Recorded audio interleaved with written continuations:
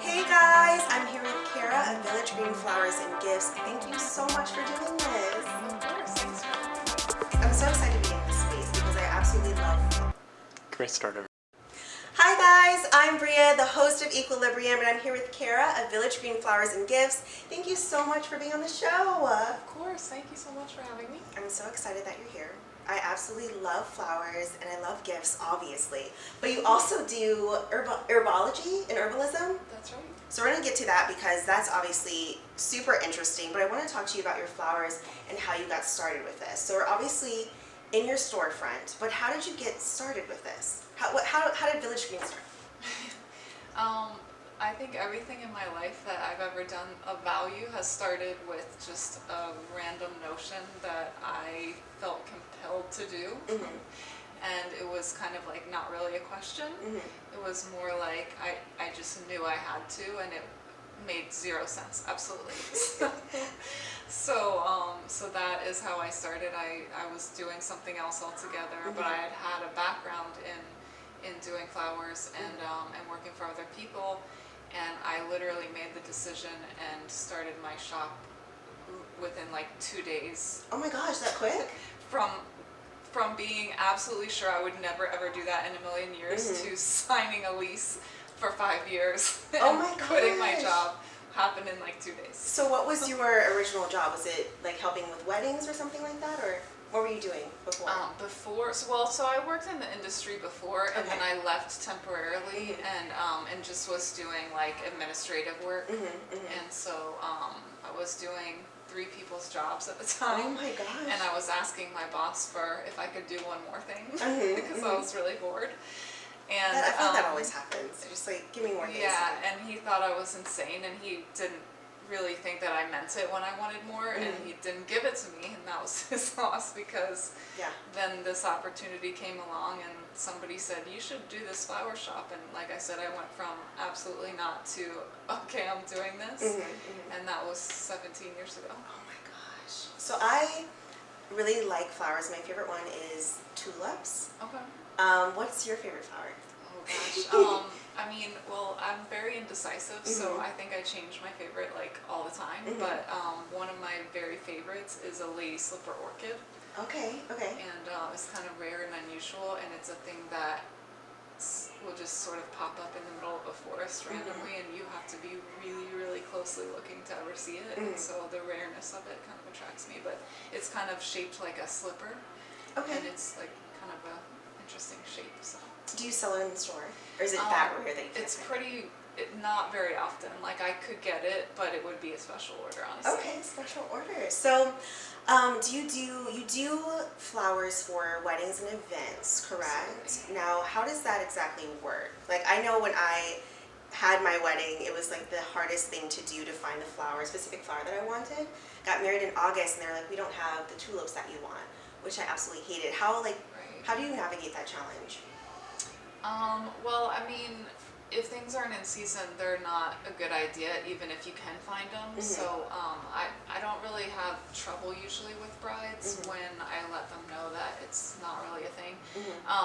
If someone really likes tulips or really like a lot of people will say that they really want peonies, and it's not peony season, and that's a relatively short season. But we switched to garden roses, which is probably the most similar thing, and those are available year-round. So, we have some substitutions where we can do similar things, but, we try to ask brides to be a little bit flexible, and most people understand. Right, Most people understand that, It happens. if it's not going to look good or if it's not going to be there, it's not helping your wedding day. Exactly. So you said you signed the lease in about 2 days to open the storefront, which is absolutely crazy. Well, not crazy in that way, but Okay, like crazy as in I like. take that as a compliment. There you go. Did you face any challenges with like doing that? Like, Oh yes, Okay. absolutely. what was the biggest one you'd say? Oh my gosh, it's hard to say. It's that's the thing about owning a business is it's new challenges all the time, and it forces you to overcome them because you have to. It's kind of like survival instincts go into play, but I've certainly faced challenges where not enough help on hand. that's always an issue with small business in general, and I've definitely had that problem. I am lucky enough to finally, after only 17 years, I have an amazing staff and enough people, and it's very nice. And in a couple days, I am actually closing on a second location. Oh my gosh, congratulations. So, thank you. Where's the second location at? I'm actually purchasing a shop that is in Dunwoody. It's called Blooms of Dunwoody. And they have about 15 employees there. So that's a lot of people. Yeah, so I will be having employees coming out of my ears, so that's kind of an exciting thing for me. Yeah, congratulations. Thank you. That's so exciting. I'll have to visit you over there. Yeah, absolutely. So you also do, in addition to flowers, you also do herbology and herbalism.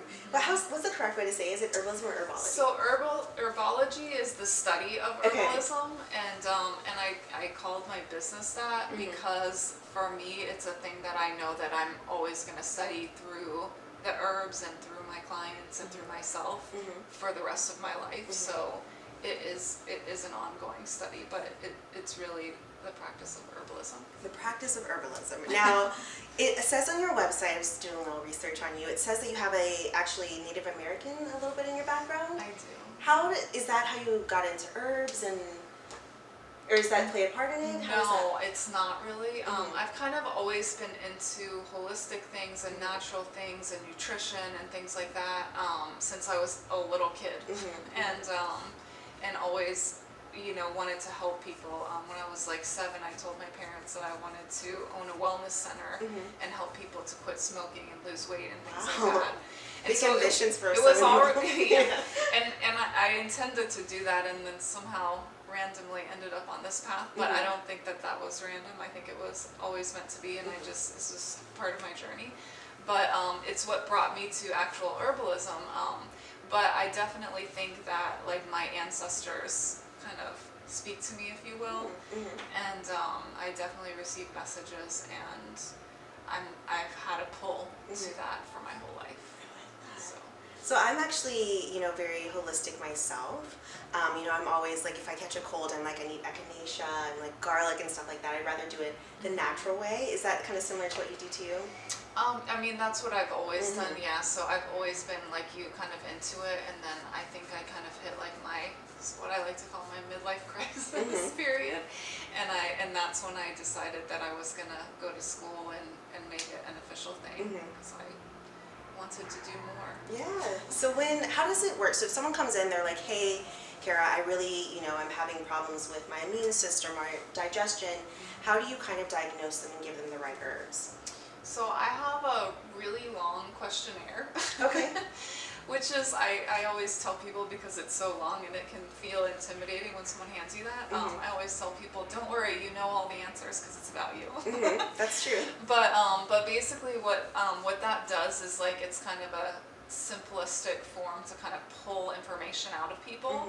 And then once I get that, what I do is I actually look at it for like up to an hour and make notes and have intuition that plays in, and herbal knowledge that plays in, and then just things that I have experience with holistic health-wise, where I kind of, make notes, like I said, and then I'll do a consultation with that person. Wow. So I go through all of that stuff, and then I come up with a plan, and then I talk to them about, what things that they can do, because, one thing that you learn as an herbalist is that if you make someone a tea or a tincture or whatever form, and they don't take it, then it doesn't really work.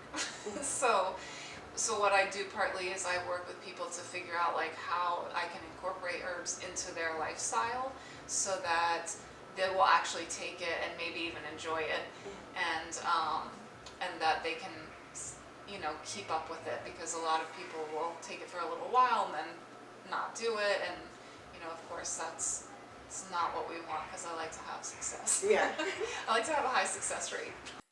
So Kara, that's obviously super, super interesting. We had to take a little break because I needed some tea, and she put a whole bunch of good stuff in here. But tell me about how, like, once you receive this questionnaire, you said it takes about an hour to kind of digest everything and make sure that you're, I guess, diagnosing the people correctly. Is that kind of how? Am I interpreting that correctly? Definitely not diagnosing. That's a medical word. We don't have rights for that. So no. But yeah, so basically, I'll basically assess the person's overall holistic health and wellness, and I just basically educate and advise, more or less. And then I can suggest or recommend some different herbal solutions that can help to move a person towards better health. So if they have issues with, let's just say, their hormones, or something with irregular cycles or something like that, there's always going to be some herbs that I can go to that I can kind of mix and match based on the person and like how their body chemistry is and things like that, where I can get the body it actually works biochemically with the body in order to biochemically sort of balance things out in a very natural and gentle way, so that your body can get used to it, and then it sort of becomes more of a peak performance for those organs. Oh my gosh, that sounds so much better than like going to the doctor and giving some like antibiotic or something like that. That never works. It never works. So when someone comes in after they get, or you kind of assess them, I guess my question is, how are the herbs digested? Do you normally do it like in teas, or what are the different forms, I guess, that someone can kind of take the herbs? So it just kind of depends on the person. For instance, I have the main things that I work with are I do tea formulas for people, and then so if people do a tea, then they're drinking like 3 to 4 cups every day usually. Wow. Okay. Or like up to a quart a day if they're using it therapeutically. So if they're okay with that amount of tea, then that's a good way to do it. And certain herbs are better as tea, and certain herbs are not. So just depending on what herbs and how the person can do it. But I also do a lot of tinctures. So basically a tincture is where we take herbs and we soak them in alcohol for a really, really long time, like a couple months. Oh my gosh. And what happens is the alcohol, it sort of like extracts the chemical constituents from the herbs into the alcohol. And then what we do is it makes it where it's very, very strong. And so a very small amount can work. So a lot of people like that as an alternative, because you can just take like a dropper full 3 times a day, and that's a little bit more convenient. So some people prefer to work with that. Some people don't want to have any alcohol. I actually met a woman this week who had an allergy to alcohol, and she flared up from having just small amounts of it, which is super rare. I've never even heard of before. But everyone has different bodies, and we all have different things going on. So, I have to kind of like deal with what that person has already going on, and so things like that. And then also, if people eat oatmeal or have soups or smoothies, and sometimes there are certain herbs that work okay with in a powdered form, and I'll give them like a bulk of powder and say, maybe about a teaspoon or a tablespoon of this a day in your food. And so, and a lot of clients, I'll do all 3 of those things. Wow. So it really depends on what's going on with them. What is the one herb that you say that you give out all the time? That's a hard question. It's definitely different for everyone. But I think ashwagandha is probably... Oh my gosh, I love ashwagandha! It's probably one, just because of our society, like almost everyone can use it. So it's almost becoming overused, I think. But I mean, I think that it certainly helps balance your, re-regulate your sleep cycles, and it's good for both men and women hormonally. So it's just sort of one that almost everyone can benefit from. So I do use that a lot. I also use eleuthero a lot, which used to be known as Siberian ginseng. It's not really a ginseng, so we're not allowed to call it that anymore. But that's how people knew it. But it helps to give some energy as well. And balance out some hormonal things, and specifically thyroid issues sometimes, things like that. Wow. Okay, well, Kara, you said that you have a new store opening, but anything else upcoming? I feel like that's enough for now. But I'll keep you posted. When is the store officially open? Do you know that yet? It's open now. Okay. I'm just buying it. Oh, So right. it should be in a couple of days that I take over. I'm so excited. I'll have to By the visit. time this airs, I will officially, it will be mine. Oh my gosh. Well, that's super exciting. Tell people how they can find you and ask you questions all about herbs and flowers. How can they find you? You can find my Instagram is passionflowersatlanta, and you can go to passionflowersherbology.com or milestonesfloral.com or villagegreenflowersfloral.com.